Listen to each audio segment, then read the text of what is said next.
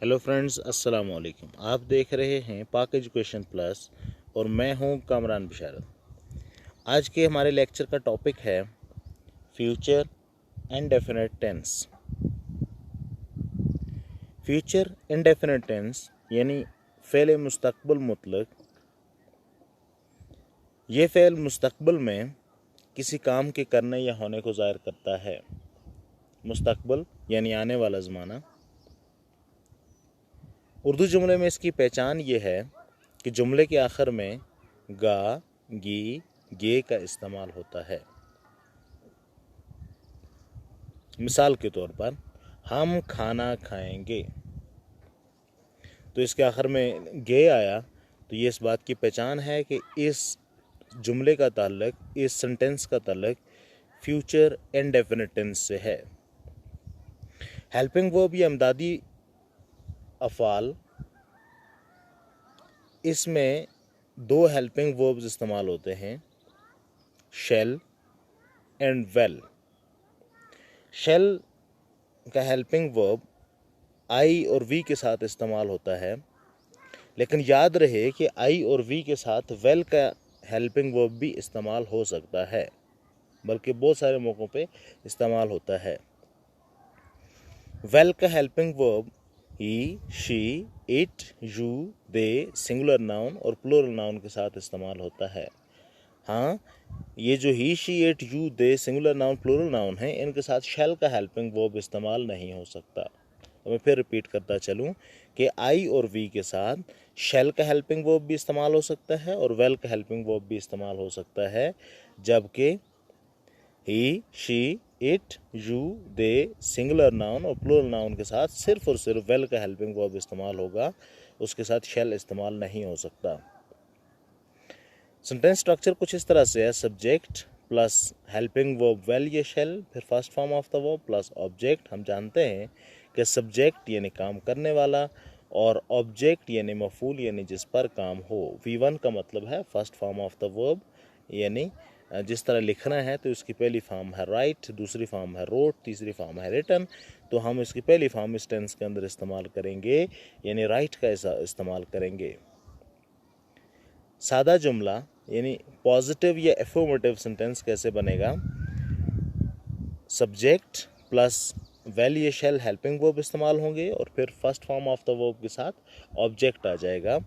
तो क्या जुमला बनाते हैं? एक जुमला बना लेते हैं जी, वो स्कूल जाएगी। इसके आखिर में गी आया, इसका मतलब है ये फ्यूचर इंडेफिनिट टेंस का जुमला है। वो स्कूल जाएगी। इंग्लिश ट्रांसलेशन कैसे होगी? She will go to school. She subject है, वेल हेल्पिंग वर्ब है, go first form of the verb जिसका मतलब है जाना, और to school object. She will go to school, वो स्कूल जाएगी। मनफी जुमला, ऐसा जुमला जिसमें लफ्ज़ नहीं का इस्तेमाल किया गया हो, नेगेटिव सेंटेंस। वो स्कूल नहीं जाएगी, वो स्कूल नहीं जाएगी। She will not go to school, she will not go to school. सवालिया जुमला, इंट्रोगेटिव सेंटेंस, ऐसा जुमला जिसके अंदर कोई क्वेश्चन किया गया हो। क्या वो स्कूल जाएगी? Will she go to school?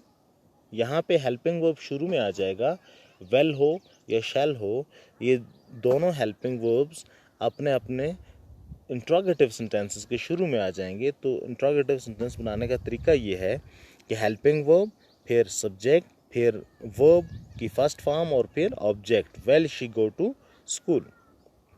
सवालिया मुनफी जुमला यानी नेगेटिव इंट्रोगेटिव सेंटेंस, ऐसा जुमला जिसमें नहीं का इस्तेमाल भी किया गया हो और कोई सवाल भी पूछा गया हो। क्या वो स्कूल नहीं जाएगी? तो यहाँ पे वेल स्टार्ट में आ जाएगा और नॉट का इजाफा हो जाएगा। Will she not go to school, will she not go to school. एक सारे लेक्चर का क्विक रिव्यू कर लेते हैं। हम क्रिकेट खेलेंगे, वी विल प्ले क्रिकेट। हम क्रिकेट नहीं खेलेंगे, we will not play cricket.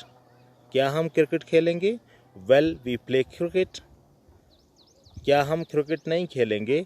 Well we not play cricket. अच्छा, यहाँ पे वेल और शेल में वी के साथ दोनों इस्तेमाल हो सकते हैं। अगर आप तो किसी बात पे ज़ोर दे रहे हैं कि मैं लाजमन ये काम करूँगा, तो वहाँ पे आप शेल का इस्तेमाल करेंगे। अगर आप नॉर्मली कोई बात कर रहे हैं तो उसके लिए आप वेल का इस्तेमाल करेंगे। तो यहाँ पे ये नॉर्मली बात कर रहे हैं, ये कह रहे हैं कि हम क्रिकेट खेलेंगे। अगर ये कहते हैं कि हम कल लाजमन क्रिकेट खेलेंगे, हम लाजमी क्रिकेट, तो उसमें यानी किसी बात पे फोकस कर रहे हैं, ज़ोर दे रहे हैं, तो उसके लिए शेल का इस्तेमाल होता। लेकिन यहाँ पे ये सिंपल नॉर्मल सी बात हो रही है कि हम क्रिकेट खेलेंगे, तो उसके लिए वेल का इस्तेमाल होगा। हम क्रिकेट खेलेंगे, वी विल प्ले क्रिकेट। हम क्रिकेट नहीं खेलेंगे, we will not play cricket.